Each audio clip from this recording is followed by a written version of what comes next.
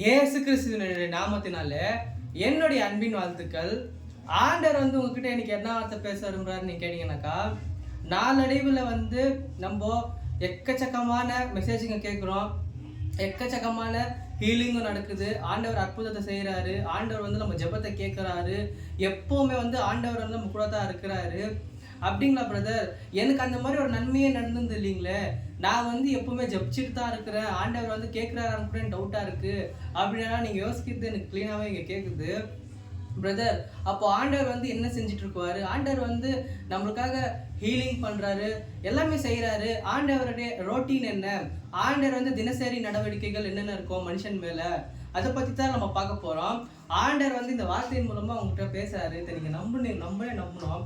ஏன்னா ஆண்டவர் அவர் பூமியையும் ஆகாயத்தையும் சிருஷ்டித்த தேவன் உங்ககிட்ட பேசுகிறாரு. நீங்கள் கேட்கணும். காதுள்ளவன் கேட்க கடவன்ட்டு ஆண்டவர் உங்ககிட்ட சொல்ல விரும்புகிறாரு. இந்த வசனத்தின்படி, இந்த மெசேஜின் படி ஆண்டவர் உங்ககிட்ட பேச விரும்புகிறாரு. அப்படி என்ன பிரதர் மெசேஜ் அப்படின்னு கேட்டிருந்தீங்கன்னாக்கா, நான் அப்பயே சொன்னது போல் ஆண்டவருடைய தினசரி நடவடிக்கைகள், அதாவது the day of routine of the God அப்படின்ட்டு என்னென்ன இருக்குன்னு நம்ம பார்க்க போகிறோம்.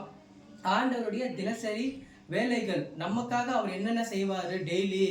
இப்போது ஒரு மனிதன் காலையில் எழுந்துச்சுனாக்கா அவன் குளிச்சுட்டு வேலைக்கு போய்க்கின்னு திரும்ப வீட்டுக்கு ரேஷன் வாங்கிக்கின்னு கடைங்களுக்கு போய்க்கின்னு சின்ன சின்ன எதனா வேலைங்க செஞ்சுக்கின்னு ஒரு சராசரி மனிதனுடைய வாழ்க்கை அப்படியே போய்கிட்டே இருக்கும். அதே நாளடைவில் படிப்பு, அதே போல் வேலை, அப்புறம் திருமணம், பிள்ளைங்க, அதே மாதிரி லைஃப் போயினே இருக்கும். இதே போல் தான் ஆண்டவர் நம்மக்கிட்ட இது பண்ணுவாருனாக்கா, இல்லை அவர் மனிதனை போல இருப்பவர் அல்ல, அவர் தேவன். அவருடைய ரொட்டீனே கேட்டிங்கனாக்கா உங்களுக்கு ஷாக்கிங்காகவும் சர்ப்ரைஸாகவும் இருக்கும். அப்படி என்ன மாதிரியான ஒரு இது இருக்குன்னு நீங்கள் கேட்டிங்கனாக்கா, முதலாவது ஆண்டவர் நேசிக்கிறாராமா. இதுதான் ஆண்டவருடைய முதலாவது ஒரு ரொட்டீன், டே ஆஃப் ரொட்டீன்னா. முதல்ல உங்களை ஆண்டவர் நேசிக்கிறாரா? அப்படிங்களா பிரதர்? ஆண்டவர் எங்களை நேசிக்கிறாரா? என்ன பிரதர் நீங்க எப்படி சொல்றீங்க? நான் போற சர்ச்சுக்கெல்லாம் ஆண்டவர் ரொம்பவே பனிஷ் பண்ணுவாரு, ரொம்பவே தண்டிக்குவாரு தான் அவருடைய வேலையா? அப்படிங்களா பிரதர்? சரி பிரதர், ஆனா ஆண்டவர் என்ன நேசிக்கிறாருன்ட்டு எனக்கு எப்படி தெரியும்? வார்த்தையின் மூலமா தான் தெரியும். ஆண்டவர் எப்படி நேசிக்கிறாருன்ட்டு வார்த்தையின் மூலமா தெரியும். எந்த வார்த்தைன்னு அப்படின்னு நீங்க கேட்டீங்கன்னாக்கா, 1 யோவான் 4ஆம் அதிகாரம் 7-8 வரைக்கும் நீங்க வாசித்தீங்கன்னாக்கா, பிரியமானவர்களே, ஒருவரை ஒருவர் அன்பா இருந்து கடவோம், ஏனெனில் அன்பு தேவனால் உண்டாயிருக்கிறது. அன்பு எவனும் தேவனால் பிறந்து அவரை அறிந்திருக்கிறான். ஆண்டவர் அன்பால நிறைந்தவராமா. அவர் எப்பவுமே அன்போட தான் உங்ககிட்ட இருக்குவாராம்மா. நம்ம தான் நம்மளுடைய மனசுல நினைச்சிட்டு இருக்கோம், ஆண்டவர் என்னை நேசிக்கிறது இல்லை, நான் ஒரு பாவம் செஞ்சுட்டேன், நான் ஒருத்தரை திட்டேன், ஒருத்தர்கிட்ட சண்டை போட்டுட்டேன், ஆண்டவர் இனிமேல் நேசிக்க மாட்டாருன்ட்டு நீங்க அப்படி நினைச்சுட்டு இருக்கிறீங்களா? ஆனா ஆண்டவருடைய வார்த்தை உங்ககிட்ட இருக்கு. என்னன்ட்டுனாக்கா, முதலாவதே ஆண்டவர் உங்களை நேசிக்கிறாருங்க. அவர் நேசிக்கிறதுனால தான் அவருடைய ஒரே பேரான இயேசு கிறிஸ்துவ இந்த உலகத்துக்கே அனுப்பிச்சாரு. அப்போ உலகத்தை அவர் எவ்வளவு நேசிக்கிறாருன்ட்டு நீங்களே யோசிச்சு பாருங்க. அவர் ஆண்டவர் பாவிகளுக்காகத்தான் வந்திருக்காரு. பாவிகளையே நம்ம சர்ச்சில் சேர்க்கக்கூடாதுன்னு அப்படின்னு சொன்னா அது என்ன மாதிரியான பிரீச்சிங்னு எனக்கு தெரியல. ஆண்டவர் முதலாவது பாவிகளுக்காகத்தான்ட்டு வேதம் சொல்லுது. அப்படி இருக்கும்போது சபைக்கு யாராவது ஒருத்தர் இப்படி ஏதோ சின்ன தப்பு பண்ணிட்டு வந்துடுறாங்கனாக்கா, அவங்கள நம்ம பேசிய அவங்கள அவ்வளோ ஒரு இது பண்ணிடுறோம். ஓ, இந்த பையன் இப்படி பண்ணிட்டான்ப்பா, போன வாரம் இந்த பையன் எப்படி சண்டை போடுறது நான் பார்த்தேன், போன வாரம் இந்த பையன் அங்கே சிகரெட் அடிக்கிறான், அங்கே தம் அடிக்கிறான், அங்கே இந்த மாதிரி குடிச்சுக்குன்னு சுற்றுறான், இங்கே சர்ச்சுக்கு உட்காடுறான், ஹல்லேலூயா ஹல்லேலூயான்னு துதிச்சிட்டு இருக்கிறான். அவனே பாவத்துலேருந்து விட்டு வந்தா கூட நம்ம ஜனங்களை எப்படின்னாக்கா அவனை அப்படி சொல்லி சொல்லி சொல்லியே திரும்பவும் அதே சூழ்நிலைக்கு தள்ளிடுவாங்க. அப்படிப்பட்ட சூழ்நிலை தான் இப்போ நம்ம இருக்கிறோம். ஆனால் வானத்தையும் பூமியும் உண்டாக்கின என் தேவன் உங்களுக்கு சொல்றாரு, அவர் உங்களை நேசிக்கிறாராங்க. இதுதான் ஆண்டவருடைய முதல் டே ஆஃப் ரொட்டீன். இதை நீங்க விசுவாசிங்க. ஆண்டவர் உங்க மேல எவ்வளோ அன்பை எவ்வளோ அக்கறையை வைத்திருக்கிறாருனாக்கா, உங்களுடைய முடி நிறை ஆகுற வரைக்கும், அதாவது நீங்க முதிர்காலத்தை தொடுற வரைக்கும் ஆண்டவர் உங்களுக்குள்ள தான் இருக்கிறாராமா. இதை நீங்க விசுவாசிக்கணும். இந்த வார்த்தையின்படி நீங்க ஜெபிக்க ஆரம்பிங்க. உலகத்தில் இருக்கிறவனை காட்டிலும் உங்களை இருக்கிற தேவன் பெரியவருங்க. சரி பிரதர், ஆண்டவர் உங்களை நேசிக்கிறாரு, ஓகே. அடுத்தது வந்து ஆண்டவர் என்ன செய்வாரு, ஆண்டவர் எப்பேற்பட்டவர், ஆண்டவர் வந்து அவருடைய டே ஆஃப் ரொட்டீன்ல என்ன இருக்கு அப்படின்ட்டுலாம் நீங்க கேட்டீங்கன்னாக்கா, இரண்டாவது வந்து அவரு மன்னிக்கிற தேவனு. இப்போ நான் சொன்னது போல தான் ஆண்டவர் வந்து எப்போவே மனதுருக்கம் இருக்கிற ஒரு அன்புள்ள தேவனுங்க நம்மளுக்கு இருக்கிறது. நம்ம எதனா ஒரு சின்ன பாவம் இப்படி செஞ்சுட்டா கூட நம்ம வந்து ஆண்டவர்கிட்ட போகிறதுக்கு ரொம்பவே பயப்படுவோம். ரொம்பவேனா ஐயோ ஆண்டவர் வந்து ஆண்டவருக்கு எதிராக நான் வந்து இந்த வார்த்தையை சொல்லிட்டேன், ஆண்டவருக்கு எதிராக இப்படி நான் ஒரு பொய் சொல்லிட்டேன், இந்த மாதிரி ஒரு காரியத்தை நான் செஞ்சிட்டேன் அப்படின்னு நீங்க நினைக்கிறீங்க. ஆனா என்னுடைய தேவன் மன்னிக்கிற தேவனுங்க. நீங்க வந்து எந்த சூழ்நிலையா இருந்தாலும் சரி, நீங்க எந்த மாதிரி ஒரு தப்பு பண்ணியிருந்தாலும் சரி, என் தேவன் இடத்துல நீங்க வந்தா அவர் கண்டிப்பா உங்களுக்கு ஒரு மன்னிப்பு தந்தை தருவாருங்க. நீங்கள் வந்து உங்க பாவங்களை அறிக்கை விட்டு விட்டுடுங்க, இப்பவே விட்டுடுங்க இயேசு கிறிஸ்துவின் நாமத்தினால. அவர் உங்களை இன்னைக்கே மன்னிக்கிற தேவன். அதுக்கான வார்த்தை என்ன நீங்க கேட்டீங்கன்னாக்கா, டேனியல் 9ஆம் அதிகாரம் 9வது வசனத்துல, ஆனால் நம்முடைய தேவனாகிய கர்த்தர் இரக்கம் உள்ளவரும் மன்னிக்கிறவருமா இருக்கிறாருங்க. டேனியல் வந்து எப்பேற்பட்டவர்னு உங்களுக்கு தெரியும். அவர் வந்து சிங்கங்கள் நடுவில் இருந்தவர், அக்னியின் நடுவில் இருந்தவர். ஓகேங்களா? அவர் வந்து உங்ககிட்ட சொல்றாரு என்னன்ட்டுனா, தேவன் வந்து மன்னிக்கிற தேவனாங்க. நம்ம தான் இப்படி யோசிச்சுன்னு இருக்கிறோம்.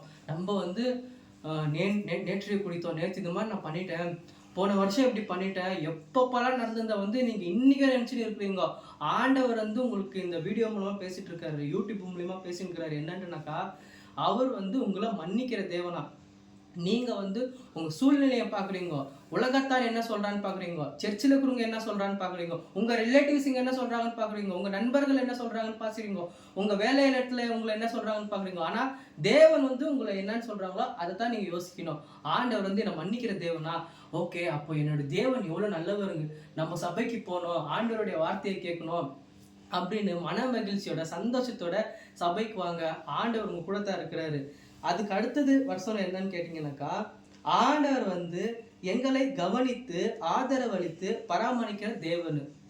அதுக்கு என்ன அர்த்தம் நீங்க கேட்டீங்கன்னாக்கா, அவர் வந்து நேசிக்கிறது மட்டும் இல்லை, மன்னிக்கிறது மட்டும் இல்லை, நம்மளுக்கு ஆதரவு தருவாராம். டெய்லி வந்து நம்மளை நடத்துவாராங்க.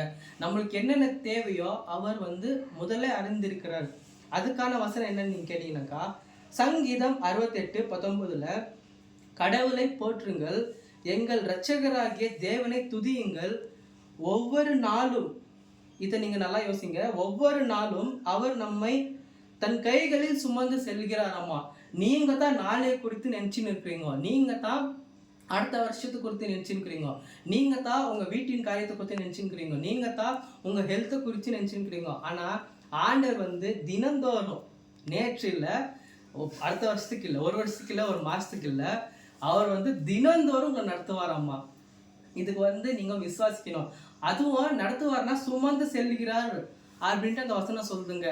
அப்போ என்ன அர்த்தம்னாக்கா, உங்களை வந்து நீங்க யோசிக்கிறீங்க, வீட்டில் இருந்தாக்கா வந்து எங்க பசங்களே என்ன ஒரு பாரன்றாங்கோ, வேலையில போனா வந்து எங்களை இப்படி நினைக்கிறாங்கோ அப்படின்ட்டு எல்லாம் நீங்க நினைச்சீங்கன்னாக்கா, ஆண்டவர் வந்து உங்களை சுமக்குவாருன்ட்டு இந்த வார்த்தையின் மூலம் நான் சொல்றேங்க. ஆண்டவர் வந்து எப்பேற்பட்டவர்னா, உங்களன்னா அவருக்கு எவ்வளவு பிடிக்கும்ன்றது வந்து அவருடைய ஒரே பேரான இயேசு கிறிஸ்து வந்து இந்த உலகத்துக்கு அனுப்பி வந்து அவரே, இதான்ப்பா நானு, நீ நினைக்கிற மாதிரி இல்லை, நானு உன் மேல நான் எவ்வளவு அன்பு வச்சிருக்கிறேன்ட்டு நீ இப்பனா புரிஞ்சுக்கோ, என் இடத்துல வான்ட்டு உங்களுக்காக தாங்க ஆண்டவர் இன்னும் காத்துன்னு இருக்கிறாரு. நீங்க தான் நீங்க செஞ்ச தப்புக்காக, நீங்க எப்பவோ செஞ்ச ஒரு காரியத்துக்காக இன்னும் ஆண்டவர்கிட்ட விட்டு போய்க்கினே இருக்கிறீங்க. ஆனா இந்த வார்த்தையின் மூலமா ஆண்டவர்கிட்ட எவ்வளோ சீக்கிரம் முடியுமோ அவ்வளோ சீக்கிரம் நீங்கள் வந்துடுங்க. ஆண்டவர் வந்து உங்களுக்காக நிறைய அற்புதத்தையோ நிறைய அடையாளத்தையோ உங்கள் மூலிமா நிறைய பேருக்கு ஆசீர்வாதமாக உங்களை வைக்க போகிறாருங்க. அதே போல் வந்து அவர் வந்து எப்பேற்பட்டவர்னாக்கா, கருணை காட்டுறாமா. கருணை அப்படின்னா ஆண்டவர் வந்து உங்கள் மேலே ஒரு இரக்கமோ ஒரு கருணையோ ஒரு என்னுடைய பிள்ளைப்பாவன் அப்படின்ட்டு வந்து அந்த ஆண்டவருக்கு அந்த இது இருக்கான். அப்படிங்களா பிரதர்? அதுக்கான இது என்னன்னு நீங்க கேட்டீங்கன்னாக்கா, யாத்ராகமம் 34ஆம் அதிகாரம் 6வது வசனத்துல, கர்த்தர் அவனுக்கு கடந்து போகிற பொழுது கர்த்தர் வந்து, நான் கர்த்தர், கர்த்தர் இரக்கமும் கிருபையும் நீடிய சாந்தமும் மகா தயமும் சத்தியமும் இல்லை தேவன்ட்டு அந்த வசனம் சொல்லுது. நீங்க வந்து இதை இந்த வசனத்தின்படி நீங்க பாத்தீங்கன்னாக்கா, நம்ம வந்து ஆண்டவர் வந்து எவ்வளோ பேரை வயதாகமத்தில் தண்டிச்சிருக்கிறாரு அப்படின்னு நம்ம பழைய ஏற்பாட்டில் பார்க்கலாம். ஆனால் அப்படி தண்டிச்சவர் தான் எப்பேற்பட்ட நல்ல மனசு இருக்கிறவருன்ட்டு இந்த வசனத்தின் மூலிமா நீங்கள் தெரிஞ்சுக்கலாம். என்னன்ட்டு நீங்கள் கேட்டிங்கனாக்கா, அவர் இரக்கமும் கிருபையும் நீடிய சாந்தமும் மகா தயவும் சத்தியமும் உள்ள தேவன் அப்படின்ட்டு அந்த வசனம் சொல்லுது. அதுக்கு என்ன அர்த்தம் நீங்கள் கேட்டிங்கனாக்கா, அவர் வந்து இரக்கம் இருக்கிறவராம். நம்ம வந்து உலகத்தான்கிட்ட நம்ம எதிர்பார்ப்போம் இந்த இறக்கத்தை. என்னன்ட்டுனா, நம்ம ஏதோ ஒரு கஷ்டத்தை சொன்னா அவங்க வந்து இறக்கத்தோட வந்து நம்மளுக்கு எதனா ஒரு உதவி செய்வாங்கோ. நம்ம வேலை விஷயமா ஒரு வேலை எனக்கு வேணும் பிரதர் அப்படின்னு நம்ம கேட்டா அவங்க இறக்கத்தோட ஏதோ ஒரு நல்லது நமக்கு செய்வாங்கோ அப்படின்ட்டுலாம் நீங்க யோசிக்கிறீங்க. ஆனா ஆண்டவர் வந்து உங்க மேல இரக்கத்தோட தயத்தோட ஆண்டவர் வந்து நீடிய சாந்தத்தோட இருக்கிறாராம்மா. நீங்க வந்து இப்ப இப்படி செஞ்சுட்ட உடனே ஆண்டவர் வந்து இப்படித்தான் உன்னை வந்து நான் செய்ய போறேன், இனிமே வந்து உன்னை நான் இப்படிதான் வச்சுக்க போறேன், நீ வந்து இப்படித்தான் நீ இருக்க போற, வாழ்க்கையில இப்படியெல்லாம் இருக்க போற அப்படின்ட்டுலாம் உங்களுக்கு நிறைய பேர் சொல்லிடுக்குவாங்க. ஆனா ஆண்டவர் வந்து நீடிய சாந்தம் உள்ளவர்ன்ட்டு வசனம். அடுத்தது என்ன நீங்க கேட்டீங்கன்னாக்கா, சரி பிரதர், ஓகே, ஆண்டவர் வந்து இரக்கம் இருக்கிறவர் தான். ஆனா இப்ப நான் ஏதோ ஒரு வேலைக்கு போறேன், நான் ஏதோ ஒரு கடினமான சூழ்நிலையில நான் இருக்கிறேன், இப்போ நான் ஏதோ ஒரு வண்டி ஓட்டின்னு போயினுக்கிறேன், அப்போ வந்து இரக்கமும் தயவும் இருந்தா எனக்கு ஓகேவா அப்படின்னு நீங்க கேட்டீங்கன்னாக்கா, அதுக்கு என்ன தெரியும், என்ன தேவை? அதுக்கு வந்து பலம் தான் தேவை, ஸ்ட்ரென்த் தான் தேவை. அது கூட ஆண்டவர் வந்து உங்களுக்கு தருவாராமா. ஏசாயா 33:2 ஆனாலும் ஆண்டவரே, நாங்கள் உமக்காக காத்திருந்தால் எங்களுக்கு இரக்கமாயிரும், ஒவ்வொரு நாளும் எங்களுக்கு பலமாகவும் இக்கட்டான காலங்களில் ரட்சிப்பாகவும் இருக்கிறீர் அப்படின்ட்டு இந்த வசனம் சொல்லுது.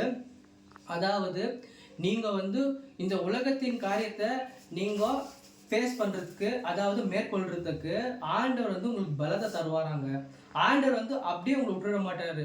நீ வேலைக்கு போப்பா, இனிமே வேலை உண்டு நீ உண்டு, நீ பிஸ்னஸ் பண்ணுப்பா, இனிமே பிஸ்னஸ் உண்டு நீ உண்டு, நீ திருமணத்தை செஞ்சுக்கோப்பா, திருமணத்தை காரியமும் உண்டு நீ உண்டு, அந்த மாதிரி விட்டுற மாட்டாரு. அதை ஃபேஸ் பண்றதுக்கு, ஓ பிஸ்னஸ் வந்து இப்படித்தான் நம்ம நடத்தணும், வேலைக்கு வந்து வேலையில இப்படித்தான் நம்ம இருக்கணும், வண்டி வந்து இப்படித்தான் நம்ம கேர்ஃபுல்லாக ஓட்டின்னு போகணும், எல்லா வித சுச்சுவேஷன்லையும் எல்லா வித சூழ்நிலையிலையும் வந்து ஆண்டோடைய வார்த்தை உங்ககிட்ட வருது. என்னன்ட்டுனாக்கா, ஆண்டவர் வந்து பலத்தை தருவாரா. வேலை செய்யறதுக்கு இரக்கம், ஆண்டவர் வந்து இரக்கத்தை தந்தா நம்ம வேலை செஞ்சிட முடியுமா? ஆண்டவருடைய பலம் அது வந்து உங்களுக்கு தராராமா. இந்த வார்த்தை மூலியமா உங்கள்கிட்ட தராராம். பலத்தை கொண்டு தான் நம்ம வேலை செய்ய முடியும். அதே மாதிரி பிஸ்னஸ் அவ்வளோதான். ஆண்டவருடைய வசனம் இப்படி சொன்ன உடனே நம்ம நினைச்சிட்டுவோம், ஐயோ இறக்கம், ஆண்டவருடைய இறக்கம் இருக்குது, ஆண்டவரே எல்லாத்தையும் பார்த்துக்குவாரு அப்படின்ட்டு எல்லாம் நீங்க யோசிக்கலாம். ஆனா ஆண்டவர் வந்து உங்களுக்கு பலத்தை தரப்போறாரு, வேலை செய்யறதுக்கு பலத்தை தரப்போறாரு, உங்களுக்கு பிசினஸ் செய்யறதுக்கு பலத்தை தரப்போறாரு, ஊழியத்தை செய்யறதுக்கு பலத்தை தரப்போறாரு. இன்னும் நிறைய பேரை உங்களால இந்த சபைக்கு கூட்டின்னு வர முடியும்ட்டு இது பலத்தை தரப்போறாரு. ஆண்டவர் வந்து இந்த வீடியோ மூலமா உங்கள்கிட்ட பேசின்னு இருக்கிறாரு, ஆவியானவர் தான் உங்கள்கிட்ட பேசின்னு இருக்கிறாரு. அதே போல வந்து அவர் வந்து நம்மள பாதுகாக்கிற தேவனாமா.